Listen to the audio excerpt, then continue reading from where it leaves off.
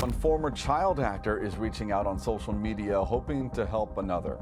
What's your name? Tyler? When I first saw it, I was angry because I'm like, why put a camera in someone's face when they're on hard times? Painful and shocking to see that this is where it is currently at. I have received many messages about Tylor Chase. I reached out to some friends of mine, and we have a bed for him at a detox, and we have a place for him to go and get long-term treatment. All we need to do now is find him.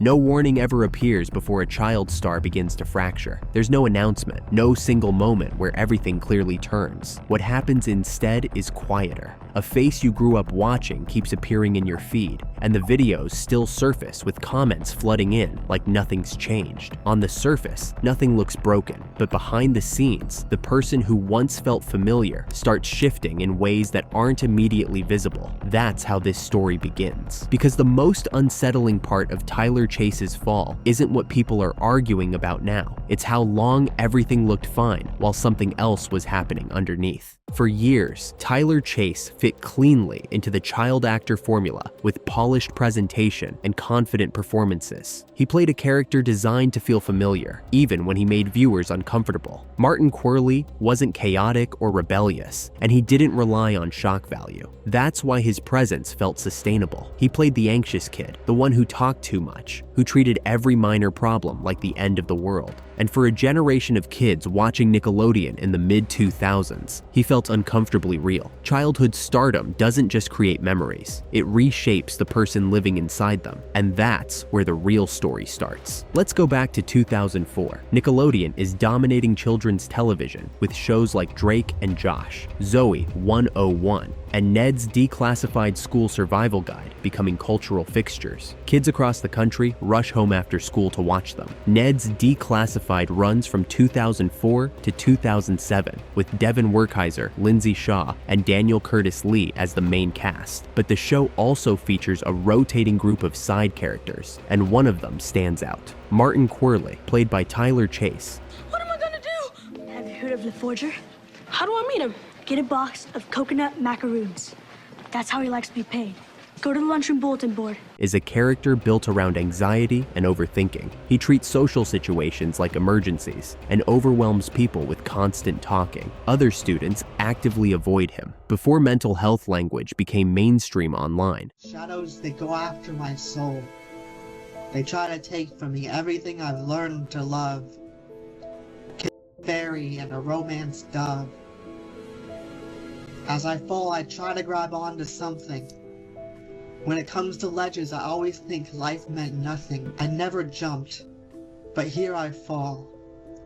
I'm trying to grasp onto my mind's brick wall. The shadows want me to give up. They don't want me to let go. They want me trapped in a magic show of black illusion. My mind desolate, alone in confusion. I always thought of myself as inspirational, but the world must avoid my thoughts. Cast me out from this hurricane, destroying the essence of time with every counted breath. Don't blame me if I jump off this walkway. Martin Qwerly gave viewers a character who felt strangely familiar. Tylor appears in dozens of episodes across all 3 seasons. He isn't a lead and regular, but for viewers who related to him, the connection was strong. The show premieres when Tylor is just 14 years old. Born in 1989 in Arizona, he's scouted by Pro Scouts, a talent agency focused on child actors. A promotional video from that time still exists, showing him thanking the agency for helping him land his role.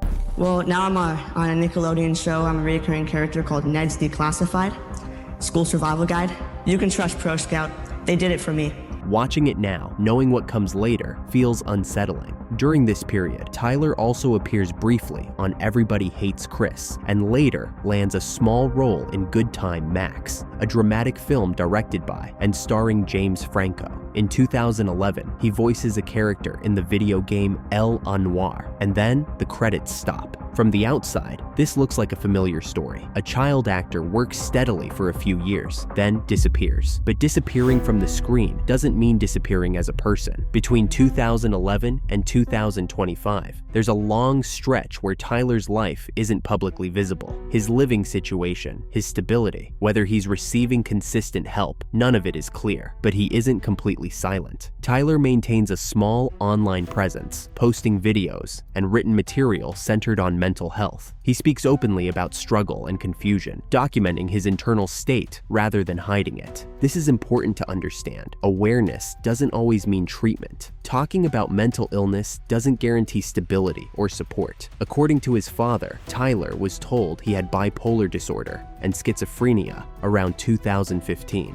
His family spends years seeking treatment options. At one point, his family says he appeared more stable while receiving care in Georgia, but later on, he stops treatment. His father describes him as kind and present when he's himself, a statement that suggests the illness doesn't erase who Tylor is, but overwhelms it. Tylor eventually moves to Georgia to live with his father and self-publishes 2 fantasy novels in 2020. Then, he fades from public view again, and then, in September 2025, the surface cracks. In mid-September 2025, a TikTok creator encounters Tylor Chase in Riverside, California. He's homeless. The videos go viral almost immediately as viewers recognize him, and the shock spreads quickly. The comments flood in with some people expressing concern, while others question why he's being filmed at all. Within days, other creators step in by offering food, clothing, and basic hygiene. A GoFundMe launches and raises around $1,200 in under 2 days. The internet does what it often does in situations like this. It tries to solve a complex problem with money, and that's where things shift. Tylor's mother becomes aware of the videos and reaches out, explaining that financial help isn't what her son needs, and that money could actually make things worse if he can't manage it safely. The fundraiser is shut down at her request. The money raised is used for immediate necessities, but the situation itself remains unchanged. More videos appear in the following weeks, with some showing Tylor in calm, reflective moments, while others highlight the instability that comes with untreated illness. Public concern grows.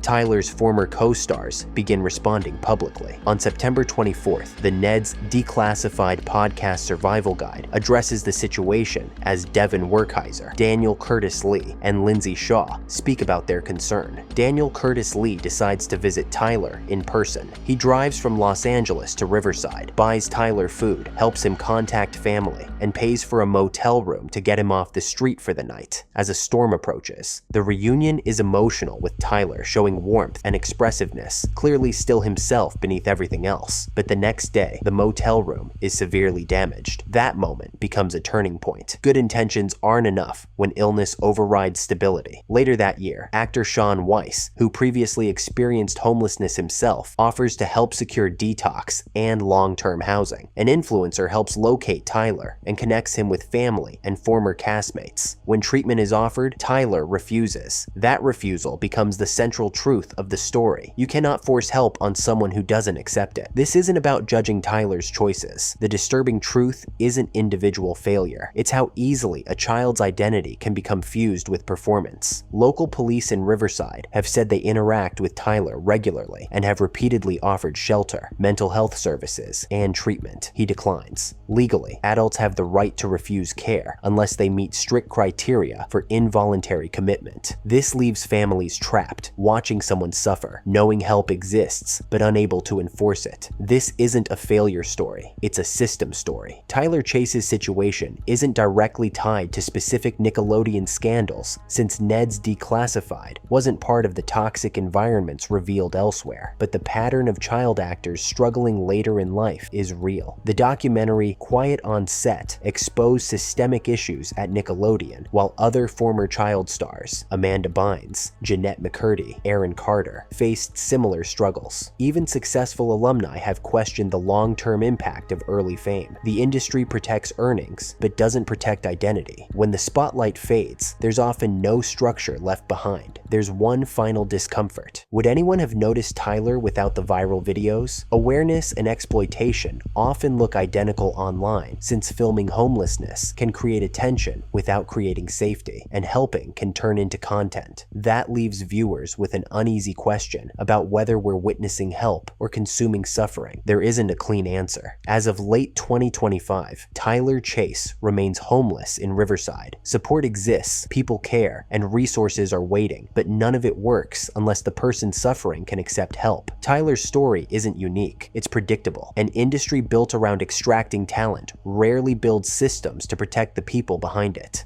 The disturbing truth about Tylor Chase isn't hidden in controversy, it's structural, and until that structure changes, stories like this will keep happening, and we'll keep watching